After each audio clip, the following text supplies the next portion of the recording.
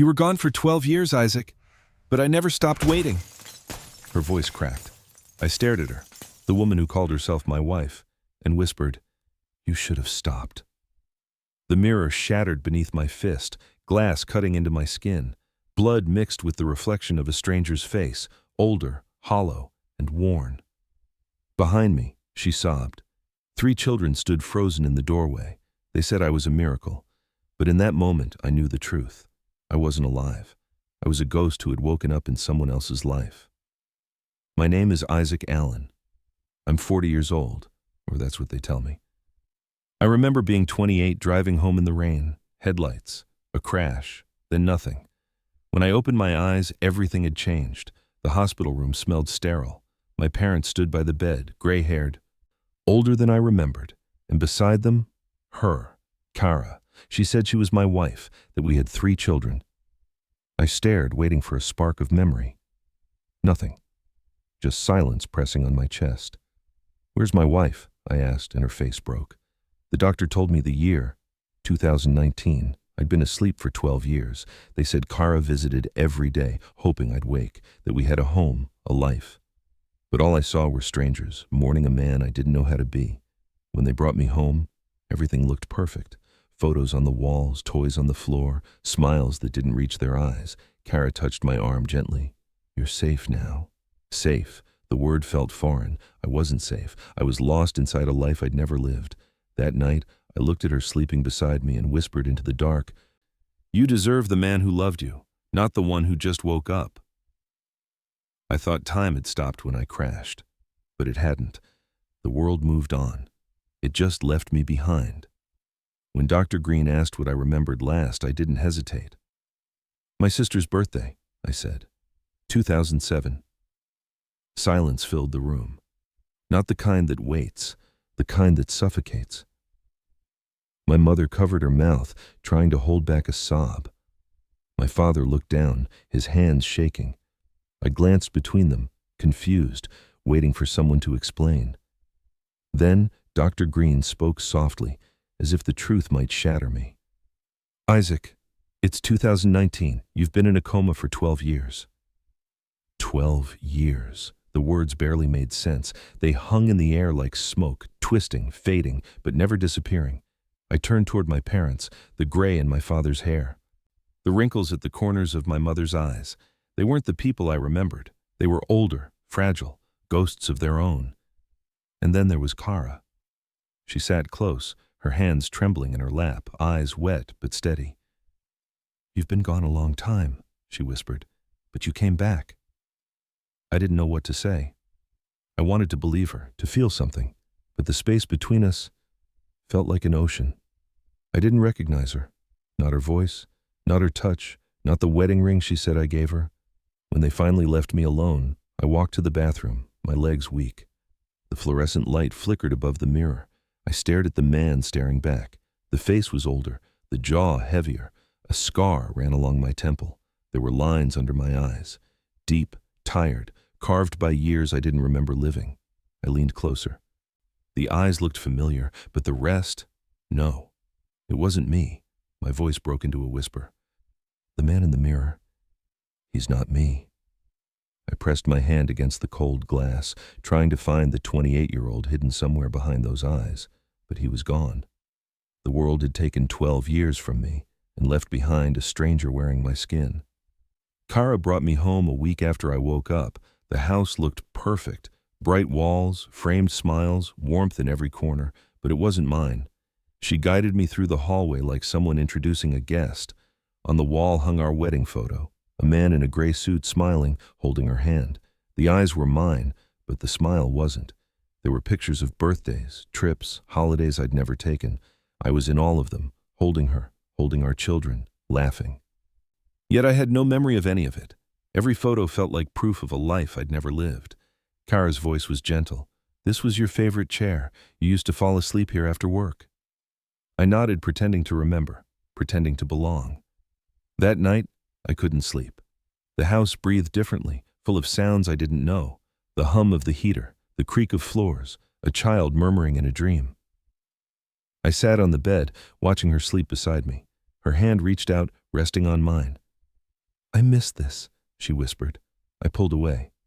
You love someone else. Not me. She froze. You are him, she said quietly. You're just lost. But I wasn't lost. I was gone. The man she loved had lived 12 years I'd never seen. A sound broke the silence, a child crying. Kara stood, but I stopped her. I'll go. At the doorway, I saw a boy clutching a toy. Dad? He whispered. The word hit me like a wave. I wanted to answer but couldn't move. I wasn't the man who came home. I was just his shadow, haunting the life he left behind. I tried to fit in again, drove slow laps around the empty parking lot until my hands stopped trembling on the wheel, learned how to swipe, to tap, to talk to a glowing screen that seemed to know more about me than I did. One afternoon, my son laughed when I fumbled with his phone. You sound like Grandpa, Dad, he said. I forced a smile. Guess I'm catching up with the dinosaurs. He laughed again, but it faded quickly. So did mine. Every day felt like a performance, me acting out a life that belonged to someone else. I copied their routines, repeated their jokes, tried to mirror the man in the photos. But behind every smile, I felt hollow. At dinner one night, Douglas looked up from his plate. Dad, do you remember which team I like? The fork slipped from my hand. I stared at him, blank. The Seahawks? He shook his head slowly. I told you last week. Kara's voice was soft. He's still remembering, sweetheart. Douglas looked down. He's not. The silence that followed hurt worse than any wound I'd ever had. Later that night, I grabbed my keys. Kara's voice followed me down the hall. Where are you going? Out, I said. It's late. I know. The night air was cold, almost cleansing. I drove aimlessly, hoping to find something familiar. A bar, a street corner, a piece of the world that remembered me. I found the old place where my friends and I used to meet. It was gone. A laundromat stood there now, buzzing under a flickering light. I stepped out, staring at the empty spot where our laughter used to live. Where the hell did everyone go? I whispered. No answer. Just the hum of machines and the sound of time passing without me. When I came home, the house was dark. Through the window, I saw the glow of the kids' nightlights. They were safe inside, living the life I was supposed to lead. And me, I stood outside, whispering into the cold, I'm still here, but I don't belong anymore. I drove through the night without knowing where I was going. The highway was almost empty, the world asleep. The farther I went, the quieter it got, like the silence was following me, wrapping itself around the car. Somewhere near dawn, I reached the coast. The road curved along the cliffs, the ocean dark and endless beside me. This was where we'd celebrated my 30th birthday. At least, that's what Kara had told me. I didn't remember it. I didn't remember her, the kids, or the man who had blown out those candles. I parked by the guardrail and got out. The air smelled of salt and rain.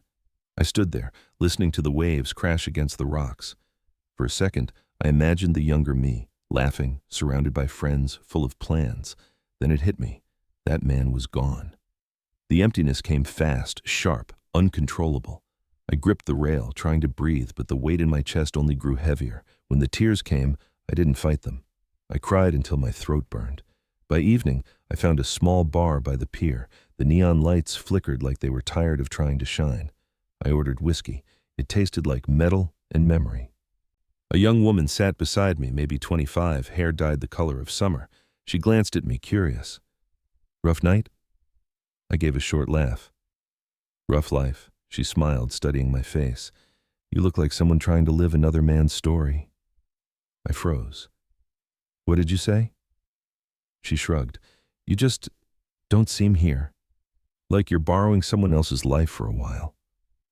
Her words cut deeper than she knew. I looked at my hands. The same hands that once built things, fixed things, loved someone. Now they just trembled. Maybe she was right. Maybe I wasn't trying to live again. Maybe I was chasing a ghost, the version of me that died 12 years ago, the one who never got to grow old. When I left the bar, the sky was turning pale. The sun was rising, slow and quiet. For the first time, I realized I wasn't afraid of being lost. I was afraid of starting over. When I finally came back, the sky was heavy with rain. The house looked smaller than I remembered, quiet, almost afraid of me.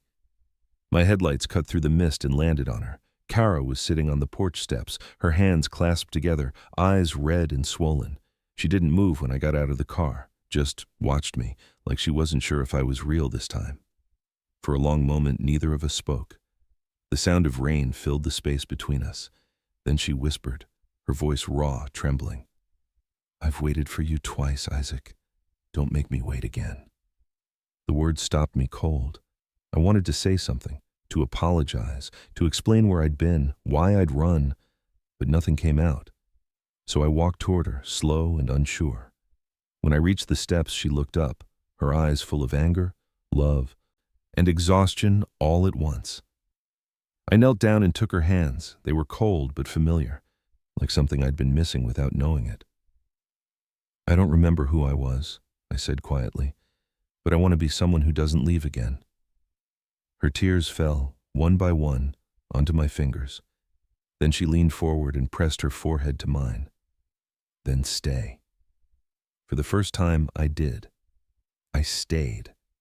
I pulled her into my arms, not because I suddenly remembered everything, but because I wanted to start from nothing, to build something new out of what was left. The front door creaked open behind us. I turned. 3 small faces peeked out, curious, uncertain. The smallest one whispered, "Mom?" Kara smiled through her tears. "It's okay, baby, come here." They stepped out, shy and hesitant. I felt my throat tighten when the little boy tugged at my sleeve. "Dad?" This time, I didn't freeze. I looked down, met his eyes, and managed to smile. "Yeah," I said softly. "I'm here." And for the first time since waking up, I meant it. The days slowly began to find rhythm again. Not the old rhythm, that life was gone, but something gentler, quieter. I started walking the kids to school every morning.